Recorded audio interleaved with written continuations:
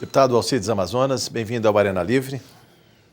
Agradeço mais uma vez aqui, quero cumprimentar o Jorge, cumprimentar aqui meu colega deputado Janazzi, cumprimentar o professor Ladislau, agradecer aqui por estar engrandecendo mais uma vez aqui o Arena Livre. Eu tive a oportunidade de participar de umas 3 ou 4 dessas manifestações. Eu fiz questão de ir lá, em que pese eles estarem queimando bandeiras de partidos políticos, repudiando a presença dos políticos, mas eu fiz questão de acompanhar. E eu fiquei bastante preocupado quando eu vi ali a negação da política, dos políticos, porque a impressão que eu tive ali é que o problema não era só a tarifa. A tarifa, os 20 centavos, impactou, foi aí onde iniciou-se tudo. Mas aí nas próximas manifestações, o que estava ocorrendo? Exatamente um conjunto de outras bandeiras importantes, como as reformas, reforma política, reforma tributária, as questões da corrupção, investimento em saúde, educação, tudo isso apareceu com muita força. Eu perguntaria para o professor, nas questões das reformas, né? Essas reformas tributária, reforma política, que do meu ponto de vista são essenciais, e eu acho que quando a gente faz uma avaliação profunda dessas manifestações, você tem isso, aparece com muita força. O nosso Congresso Nacional atual está preparado para fazer as reformas, né? A atitude da nossa Presidenta da República, Dilma Rousseff, frente a essas manifestações, foi a mais correta, quando ela propôs aquele conjunto de medidas, entre elas a liberação de recursos para a mobilidade urbana, o plebiscito. Queria saber um pouco sua opinião sobre isso e particularmente sobre as reformas, se elas são necessárias e se o atual Congresso tem condições de realizá-las. Olha, primeiro sobre os movimentos, né? Eu acompanhei vários, eu sou de origem polonesa, né? Na família, eu já sou brasileiro, mas sou de origem polonesa. Quando o mundo descobriu os movimentos, que na época chamava Solidarność, né? Enfim, a solidariedade, enfim, todo mundo se encantou, os sindicatos de Gdańsk, né? que se mobilizaram, né? Todas essas coisas, né? Aí eu fui descobrir que nas manifestações estavam fortemente representados, por exemplo, a extrema-direita antissemita. O que acontece? Abre-se um espaço não identificado de protesto, todo mundo que tem o calo que dói vai ali, né? Então, você tem uma mistura de gente, desde arruaceiros mesmo, entende? Até gente com uma visão política, mas abre-se um espectro extremamente largo, né?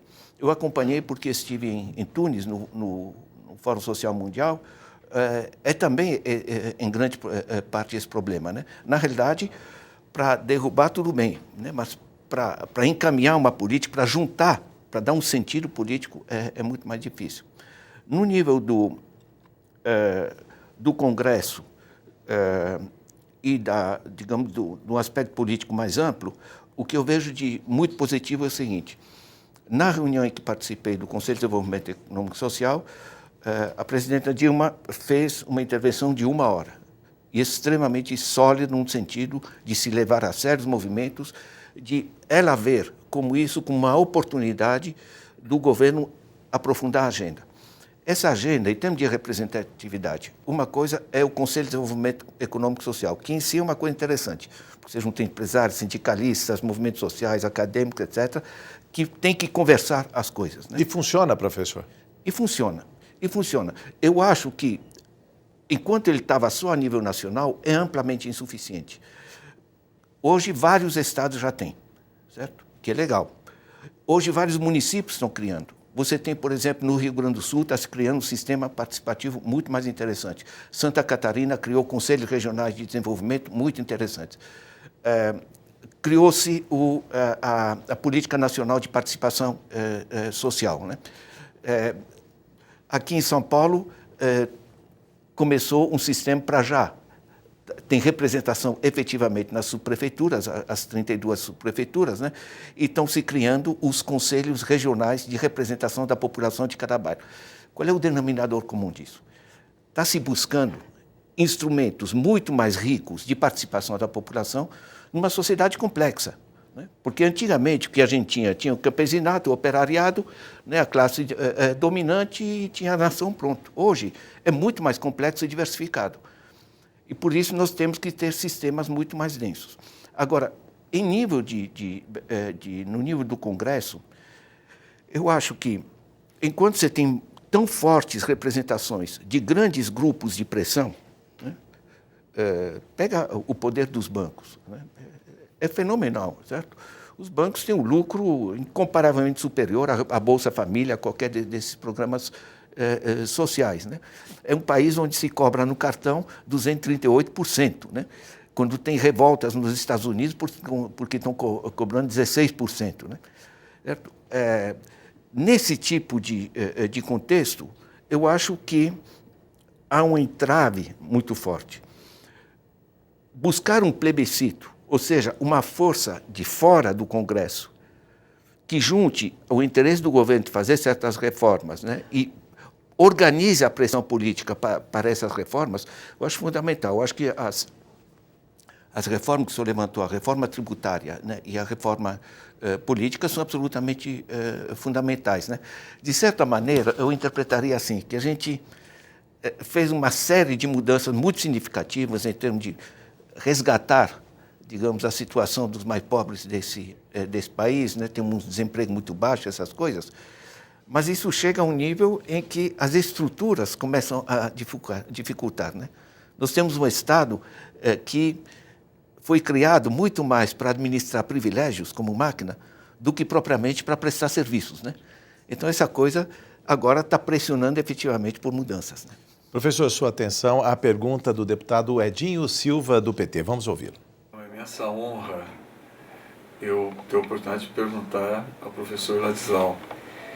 Saiba, professor, que eu tenho muito respeito pelo seu trabalho, pela sua capacidade de formulação, e, no meu entender, você é hoje um dos maiores intelectuais desse país. E enquanto intelectual atento aos movimentos dessa sociedade, né, desse início do século XXI, que eu gostaria de te fazer uma pergunta, argumentar e fazer uma pergunta. Eu penso que os movimentos de junho de 2013 são movimentos que nasceram de reivindicações específicas, no caso, a qualidade dos serviços, o preço dos serviços, principalmente dos serviços urbanos, no caso aqui da cidade de São Paulo, o transporte público, mas são movimentos que eles expressam uma falência do modelo de Estado.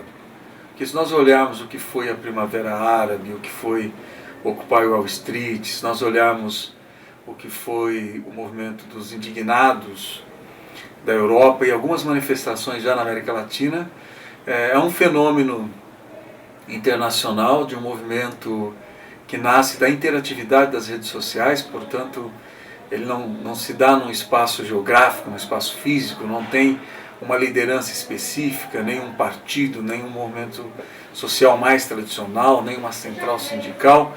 Portanto, ele se inspira em algo novo, né, e acaba sendo muito diferente de tudo aquilo que nós concebíamos como movimentos sociais.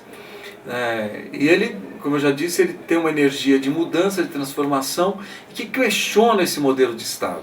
Em cada país as reivindicações se deram de uma forma, né, a agenda era uma agenda específica da realidade daquele país, e aqui no Brasil nós vimos que é uma manifestação que coloca em xeque o modelo de representatividade, coloca em xeque o modelo do executivo, do legislativo, do judiciário. Você pensa que efetivamente nós estamos no final, né, é a falência desse modelo de Estado que nós construímos aquilo que é tido como Estado moderno?